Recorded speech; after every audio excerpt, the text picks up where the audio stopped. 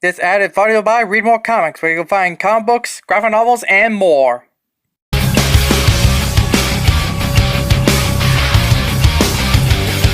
I'm on the mission, the powers and call me away. I'm on the time to carry the colors again. My motivation and no past one to defend. Doing the honor of coming back home again. No explanation will matter after we begin. I'm not the dark destroyer that's buried within. My true vocation and not my unfortunate friend. You will discover all while you're unable to win.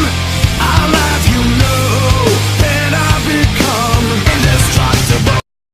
What is up, guys? Me again.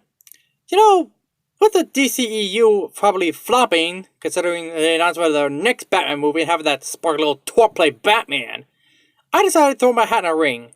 And, well, I asked the question, what would I do if I directed a Superman movie? And, well, make my own version of DCEU, starting with Superman. Because, well, Superman's my all-time favorite superhero. Yep, he's better than Batman. I don't care what you guys say. But anyway, this Superman movie of mine, I decided to put my hat in the ring. This is 100% fanfic, but it would be a pretty good adaptation of a Superman movie. And, well, let's get started, shall we?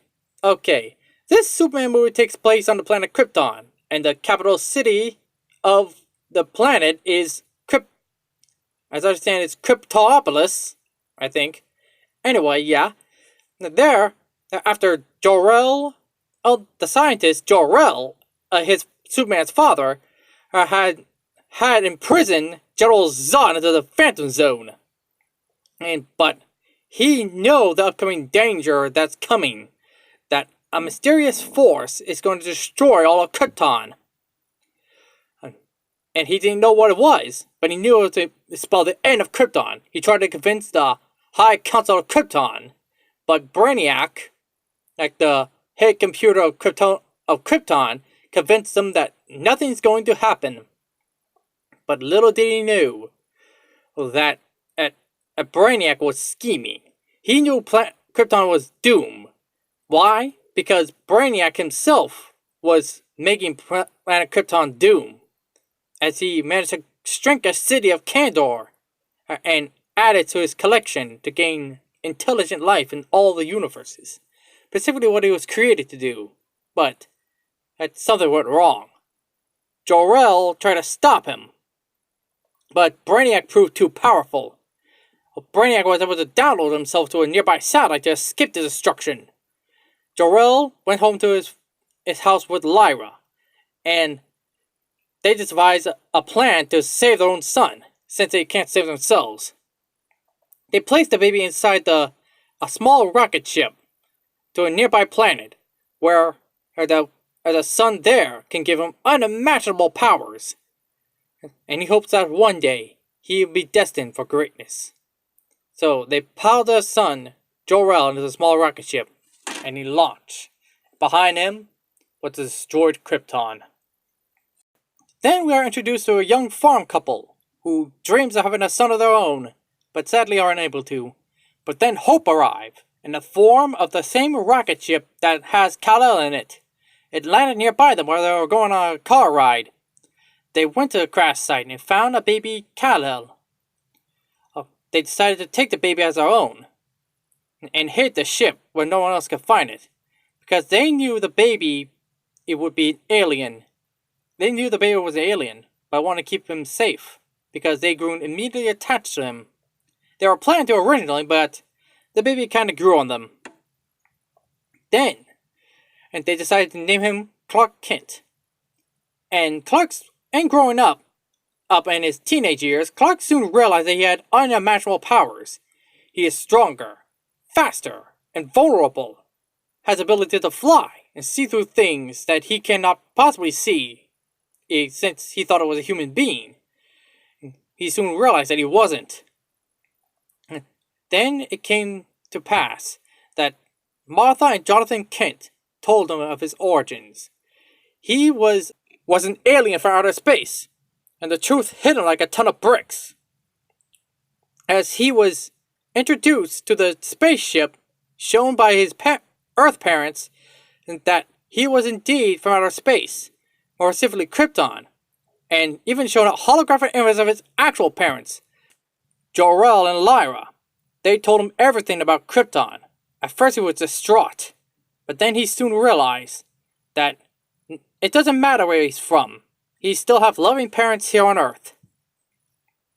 And he even was told from his parents that he can use his powers to help people become a superhero.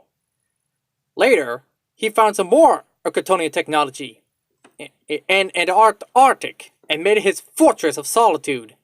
And it was even done a special suit for him from his parents, but he chose not to wear it yet. Then, after Clark graduated from high school and moved to college in Metropolis, there he met a young woman named Lois Lane, apparently around his age, and especially meet a teenage boy named Jimmy Olsen who became his friend. Clark and Lois was kind of having a thing going on, but not really romanticized, just kind of having a crush. But regardless, they told him that they work for the Daily Bugle. So there, he decided to become a newspaper photographer. And, well, Clark, of course, was happy to oblige. Meanwhile, Clark's childhood friend, who we see earlier, Lex Luthor became a billionaire tycoon in Metropolis. You see, he was also growing up in Smallville, but he wasn't pleased with where he was living, especially with a drunken father and an abused sister, and a sister that was abused. He soon managed to find his way up the ladder. Clark tried to befriend him in the past, but Luthor doesn't want any friends. He's not a very friendly guy. And it's even more so when he decided to sell some of his war tech to terrorist group. One of which is a former general and Lois's ex-boyfriend, John Corbin. He was also Lois's dad, General Lane, right-hand man, but until he went rogue. He didn't take his rejection very good. So he decided to use a war suit to get revenge on General Lane and Lois for rejecting him. And so Clark decided to finally don his Superman outfit.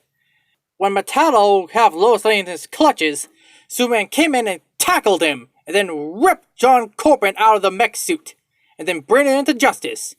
Everyone looked in awe of the mysterious man. They didn't know what to make him at first. They just saw him as a big blue Boy Scout. Then Superman flew to the sky, and everyone looked in awe and says, "We definitely believe a man can fly." Now I know what to make of this mysterious Man of Steel. Well, Lois Lane came up with the name Superman because of the S he has on his chest. Superman then meets up with both Lois Lane and General Lane, and decided to sit down to have a talk with them. Superman explains that he's not there to hurt people or anyone, and he explains of his origins on how his name was Kal-El from Krypton.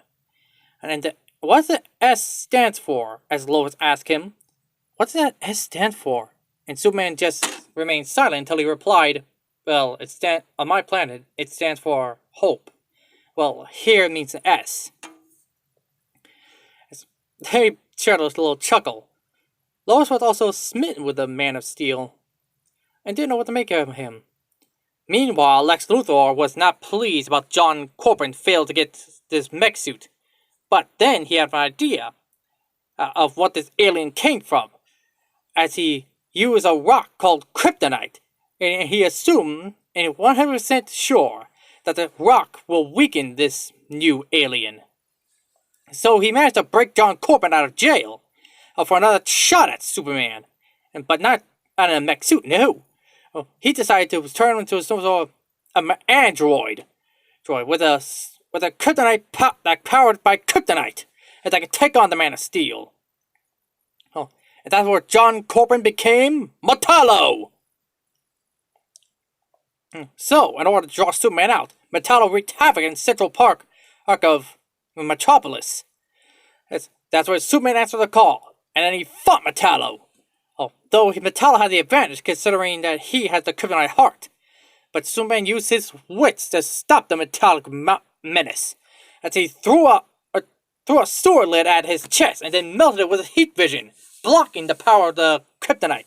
Then Superman got the edge and defeated the metallical menace. And everyone cheered, and as the once grim and Metropolis had a ray of hope in the form of Superman. And even chanted his name, Superman! Superman! Superman! Then Superman wasn't just all muscles, he was also brains too. He figured out that Luthor had something to do with metallical menace.